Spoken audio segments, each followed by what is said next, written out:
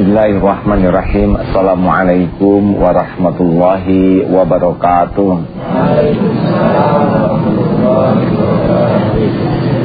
Alhamdulillahilladzi anzala sakinata fi qulubil mu'minin liyazdadu imanan ma'a imanihim. Allahumma salli wa sallim wa barik ala Muhammad wa ala alihi wa ashabihi ajma'in. Amma ba'du. Duhai Allah, jadikan apapun yang Kau tetapkan bagi kami selalu membuat kami ridho, membuat kami bersyukur. Jadikan apapun yang harus kami robah, berikan kekuatan kami merubahnya di jalan yang Engkau sukai. Berikan kepada kami kesabaran dan berikan kepada kami kenikmatan menyempurnakan ikhtiar di jalan-Mu ya Allah. Amin ya Allah ya Rabbal Alamin. Hidup tidak akan selamanya sesuai dengan keinginan kita. Tidak menarik kalau semua kejadian sesuai dengan keinginan. Karena Allah menjanjikan pertolongan dalam kesulitan, pertolongan dalam kesempitan yang tidak ada jalan. Berarti kita harus siap menghadapi berbagai episode hidup. Menjadi berat kehidupan ini kalau fokus pikiran kita hanya kepada kejadian, hanya kepada keinginan, hanya kepada peristiwa. Tetapi menjadi lebar hati kita kalau kita bisa melihat hikmah di balik kejadian. Dagang rugi kalau melihat uang sakit. Tetapi kalau tersingkap hikmah, justru uang inilah yang akan membuat kita tergelincir, bersyukur. Tertinggal kendaraan, kecewa. 1 jam kemudian tahu kendaraan ini celaka, bersyukur. Betapa banyak kita kecewa oleh kejadian, terpukul oleh kenyataan, hanya karena kita belum bisa melihat hikmah di balik semua itu. Ada tabir yang menghalangi.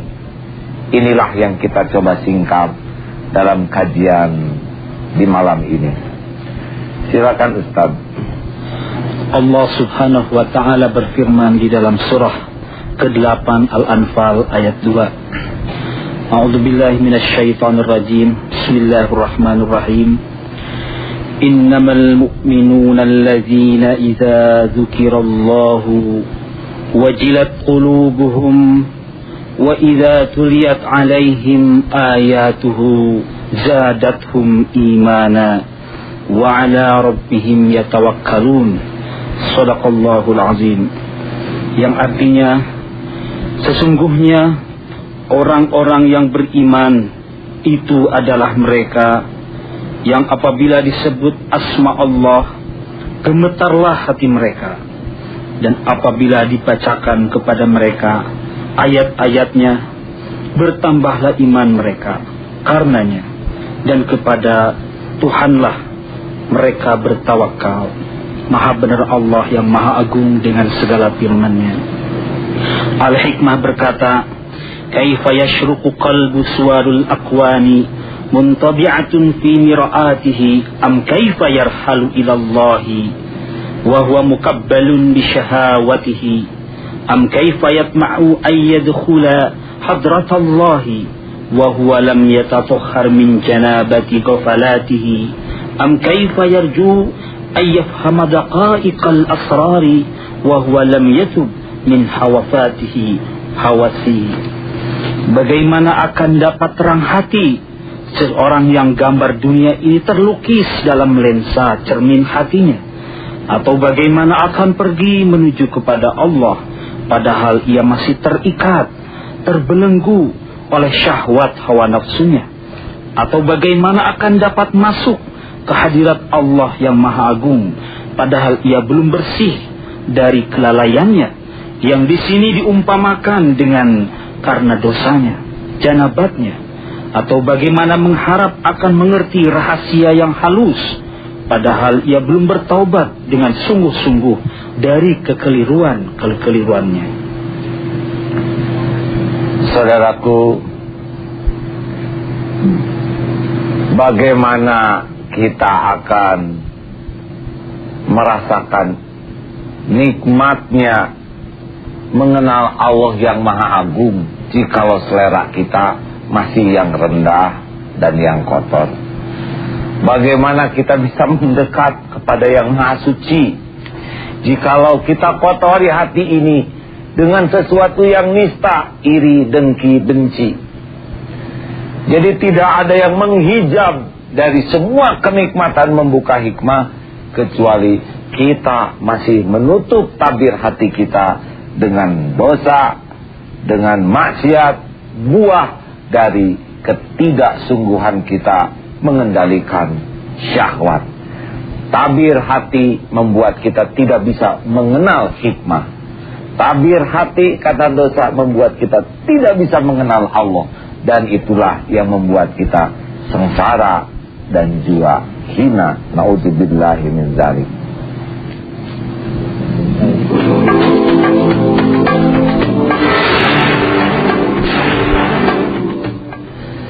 Gelas bening berisi air bening,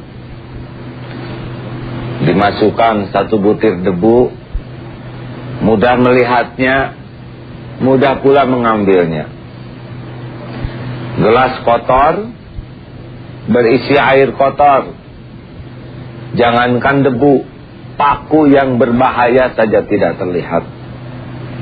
Begitulah orang yang bersih hatinya, kalau dia berbuat salah, peka terhadap kesalahannya dan mudah bertaubatnya. Orang yang hatinya kotor oleh maksiat, jangankan dosa kecil, dosa besar saja tidak pernah dia rasakan, bergelimang sekalipun. Gelas bening berisi air bening, seberkas cahaya masuk menerangi sisi-sisi lainnya. Gelas kotor berisi air kotor, setiap cahaya tidak akan menerangi isi, apalagi menerangi yang lain. Orang yang berhati bersih, seberkas ilmu bisa mencahayai dirinya, merubah akhlaknya, membahagiakan dirinya, dan menjadi cahaya bagi lingkungannya. Orang yang berhati busuk, walaupun sekelilingnya gudang ilmu, tidak akan pernah bercahaya hatinya dan tidak membawa manfaat bagi lingkungannya. Makin bersih, makin kuat iman. Mendengar nama Allah saja akan membuat berguncang. Suara adzan, Allahu Akbar, Allahu Akbar, terasa getarannya beda. Tidak jauh seperti kalau kita mencintai seseorang. Ketika namanya disebut, getarannya berbeda di hati kita. Kita amat sayang terhadap anak. Ketika nama anak disebut, beda getarannya. Apalagi kepada Allah yang Maha segala-galanya. Berarti kalau kita kurang getaran hati ini, kita belum bersungguh-sungguh mencintai Allah. Kenapa kita belum cinta? Karena belum sungguh-sungguh mengenal Allah. Kita butuh belajar lebih banyak, memahami lebih banyak dari Al-Quran, dan mohon kepada Allah agar hati ini bisa merasakan nikmatnya. Wajilat qulubuhum, bergetar, dan itu luar biasa. Hati bersih itu pun menjadi jalan membuat seberkas cahaya ilmu dari Al-Quran membuat kita terpana. Allahu Akbar. Bismillahirrahmanirrahim. Ara'aital ladzi yukadzibu biddin. Tahukah engkau orang yang mendustakan agama? Dekat itu. Harusnya sudah mulai gentar. Padzalikal ladzi yad'ul yatim. Orang yang bersikap ketus, menghardik anak yatim. Langsung evaluasi. Wala yahuddu ala ta'amil miskin. Dan orang yang enggan mengajak orang lain memperhatikan, memberi makan kepada orang miskin. Takut kita ini harusnya. Sampai sejauh mana kepedulian kita kepada orang-orang miskin. Fawailul lil musallin alladzina hum an salatihim sahun. Celaka orang yang sholat dan lalai dalam sholatnya. Ini juga membuat guncangan harusnya. Mengevaluasi sholat kita. Alladzina hum yura'un. Dan yang celaka itu orang-orang yang riya. Tegang lagi. Harusnya ketegangan ini bukan tegang jelek. Ini adalah tegang mulia. Karena tegang takut melakukan kesalahan di jalan Allah. Bukan takut kehilangan uang, tapi takut kehilangan berkah. Ini boleh tegang.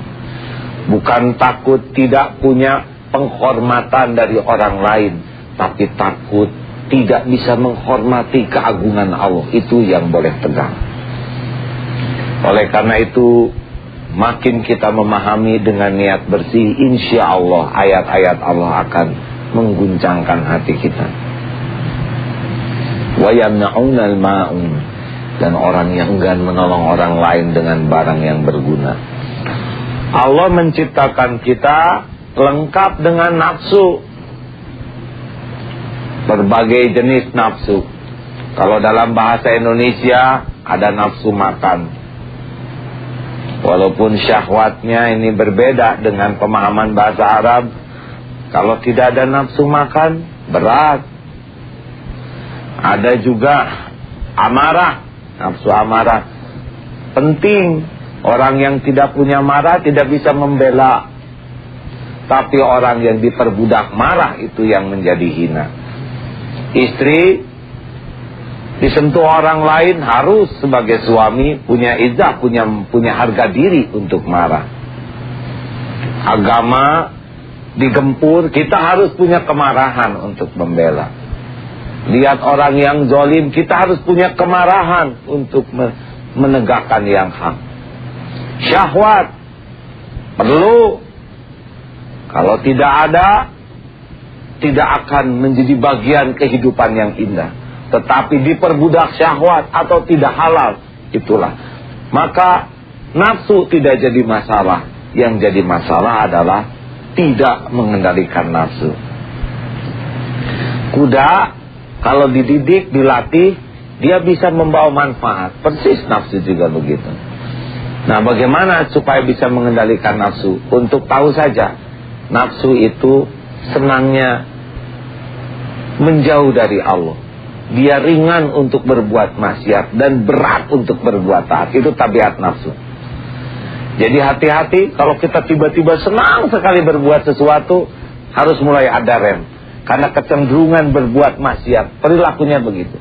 Dan nafsu itu tidak pernah sebanding antara nikmat dan resiko. Nauzubillah, kita pernah dengar orang yang memperkosa. Itu kesenangannya tidak berapa lama, tapi dia melakukan perbuatan terkutuk. Sama dengan orang yang berzina. Allah sudah ciptakan nafsu itu tidak pernah lama. Bahkan nafsu makan sekalipun, es krim itu nikmat, tapi kalau sedikit dan sebentar. Sekarang makan es krim terus menerus, setiap waktu hilang itu nikmat.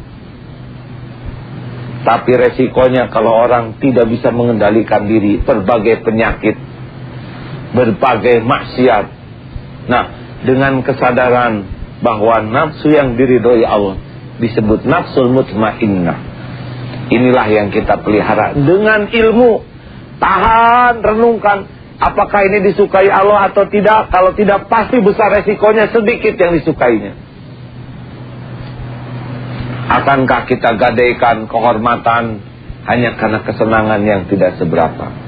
Minuman haram itu selalu sedikit, tapi kenistaannya yang panjang. Mengendalikan diri dari nafsu yang salah, selain membersihkan hati, membuat hidup selalu akan terhormat. Dan itu pun bagian yang akan membuat hati kita selalu bergetar bila mendengar nama Allah dan ayat-ayat Allah. Mudah-mudahan Allah mengaruniakan hati yang selalu bening. Amin ya rabbal alamin. Ahli hikmah berkata, Al-kaunu kulluhu zulmatun wa innama anarahu zuhurul haqqi fihi. Faman ra'al kauna wa lam yashhadhu fihi aw indahu aw qablahu aw ba'dahu faqad a'wazahu wujudul anwari wa hujibat anhu syumusul ma'arifi bisuhubil athari. Alam itu kesemuanya berupa kegelapan, sedang yang meneranginya hanya karena tampaknya kebenaran, yaitu hak Allah padanya. Maka siapa yang melihat alam kemudian tidak melihat Allah di dalamnya, atau padanya, atau sebelumnya, atau sesudahnya, maka benar-benar ia telah disilaukan oleh nur cahaya, dan bertutup baginya surya, bahkan tertutup baginya nur ma'rifat oleh tebalnya awan benda-benda alam ini. Bahasa ini penuh kiasan. Melihat Allah bukan melihat zatnya, tapi pandangan hati yang merasakan kehadiran Allah. Kenapa orang tertutup hatinya? Karena terlalu banyak benda-benda yang menjadi tambatan hatinya. Seperti seorang yang sangat senang kepada barang, takut barang ini hilang, takut barang ini rusak, tertambat hatinya kepada barang. Padahal hilangnya barang, rusaknya barang kesayangan belum tentu keburukan. Mungkin Allah menolong dia dengan hilangnya barang ini, agar hatinya tidak terlalu banyak berpikir tentang barang. Ibu punya perhiasan yang bagus, yang mahal, itu akan mencuri hati. Takut hilang, takut rusak, takut ada yang sama, takut dicuri. Ini memakan waktu, memakan pikiran, memakan perasaan. Padahal waktu yang paling berharga adalah ingat kepada Allah yang memberi rezeki. Berapa banyak orang yang tersita hanya sebuah gelang dibanding dengan perhiasan keyakinan kepada Allah yang amat dahsyat. Oleh karena itu, kalaupun kita memiliki dunia ini, boleh miliki apa saja yang halal, yang diizinkan, tetapi jangan pernah mencuri hati ini. Semuanya hanyalah titipan. Lillahi ma fis samawati wa ma fil ard. Semua milik Allah. Biasakan itu, sehingga kita tidak menjadi sombong dengan adanya, dan tidak berat ketika diambil oleh pemiliknya. Percayalah, semakin mahal, semakin bagus, semakin berharga dalam ukuran dunia, kalau tidak hati-hati bisa menjadi tabir. Biasakanlah, selalu biasakan, semua hanyalah titipan, semua hanyalah milik Allah, semua hanyalah dalam kekuasaan Allah. Ada dan tiada hanya menjadi amal kalau benar dalam menyikapinya. Ketika ada, kita bersyukur penuh kerendahan hati. Ketika tiada, kita bersabar. Maka ada dan tiada tetap membawa manfaat. Beda dengan yang tumpuannya hanya benda, dia tidak akan bisa mengenal Allah. Cemas hanya karena cemas, takut rusak, takut hilang. Padahal rusak itu ada ajalnya. Mudah-mudahan kita dikaruniai oleh Allah tubuh yang lekat dengan dunia, tapi hati lekat dengan yang mencipta dan memiliki dunia berikut isinya. Allahumma salli wa sallim wa barik ala Sayyidina Muhammad wa ala alihi wa ashabihi ajma'in. Duhai Allah yang menguasai langit dan bumi, yang menciptakan diri-diri kami, yang mendetakkan jantung ini, yang memberikan nikmat yang tiada bertepi. Engkaulah yang menciptakan, mengurus diri kami setiap waktu. Rabb, bukakan hati kami agar selalu sadar bahwa diri ini milik-Mu. Jangan biarkan kelebihan yang Engkau karuniakan membuat kami ujub, ria dan takabur. Melainkan golongkan kami menjadi orang yang selalu tawadu. Rabb, jangan biarkan pemberian-Mu memperbudak diri kami.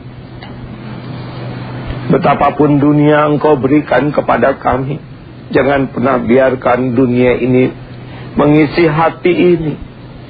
Cukupkan hati kami hanya Engkau, ya Allah. Hanya Engkau.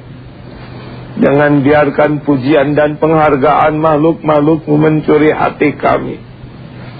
Jangan biarkan kedudukan mencuri hati kami. Ya Allah, izinkanlah hati ini hanya untuk-Mu, hanya karena-Mu, hanya merindukan-Mu, hanya berharap kepadamu. Tiada Tuhan selain Engkau, wahai pencipta kami. Tiada Tuhan selain Engkau, wahai tujuan kami. Hasbunallah wa ni'mal wakil, ni'mal maula wa ni'man nasir. Rabbana atina fid dunya hasanah wa fil akhirati hasanah wa qina adzabannar. Alhamdulillahi rabbil alamin. Saudaraku yang budiman, segala sesuatu yang dicapai dengan kegigihan, nilainya akan sangat tinggi. Begitupun kegigihan kita mengendalikan hawa nafsu kita agar tidak mencintai dunia ini, insya Allah akan diganjar dengan yang sangat tinggi. Hati yang tersingkap, mengenal, mencintai dan merindukan Allah subhanahu wa ta'ala. Amin ya rabbal alamin. Wassalamualaikum warahmatullahi wabarakatuh.